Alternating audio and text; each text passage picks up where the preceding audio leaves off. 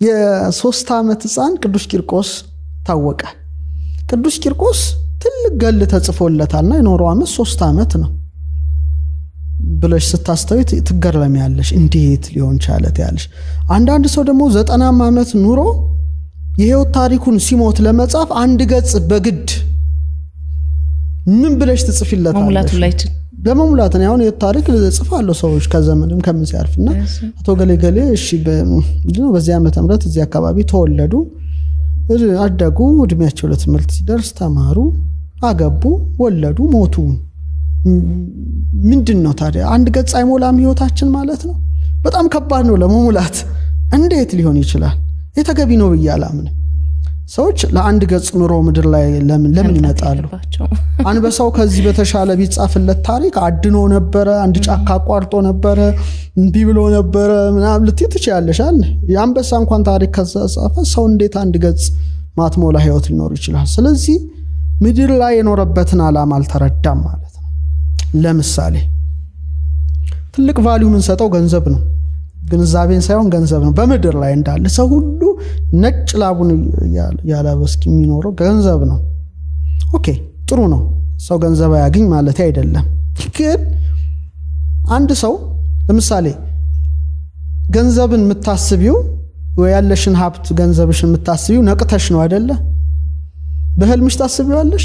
አታቂው ይኑርሽ አይኑርሽ አታቂው። በቃ የቀን መገልገያ ነው፣ የሌሊት አይደለም ነው። ኦኬ ስለዚህ ሰው 70 ምናምን ዓመት ቢኖር 8 ሰዓቱን በእንቅልፍ በቀን ያሳልፋል። አጠቃላይ ኦልሞስት 30 ምናምን ዓመት ይተኛል። 40 ምናምን ዓመት ነው ምድር ላይ የሚኖረው ነቅቶ ማለት ነው። በጣም ጥሩ 70 ዓመት ከኖረ 70 ምናምን ከኖረ 40 ምናምን ነው የሚኖረው። 30 ምናምን በእንቅልፍ አብቅቷል። 8 ሰዓት ነው አንሰርዱን ነው የሚጨርሰው። ኦኬ ስለዚህ ሰው እድሜ ዘመኑን ገንዘብ ለማግኘት ከኖረና አካውንት ውስጥ 5 ሚሊዮን ብር ይኖር በትንሽ ወይም 10 አይዶን ነው እንዳያመጣጡ ያ ሰው ከዚህ ዓለም ይለያል ነው። ሲለይ እንደው ያለውን ቫልዩ ለማስረዳት ነው። እንዴት የለፋበት ነው መነገር ያለበት አይደል? ለምን ይሄው ታሪኩ ላይ 10 ሚሊዮን ብር ባንክ ውስጥ አስቀምጦ ሞታ ይባል? የለፋበት ለዛ ከሆነ ምን ያህል እዛ ላይ ሲቆም ቆመ ነው። ልክ ሲተኛ እንደማያውቀው ነው። ቆመ በቃ እዛ ላይ ህይወት ታሪካችን ውስጥ እንኳን ማይገባ ነው፣ ሊገባ አይችልም።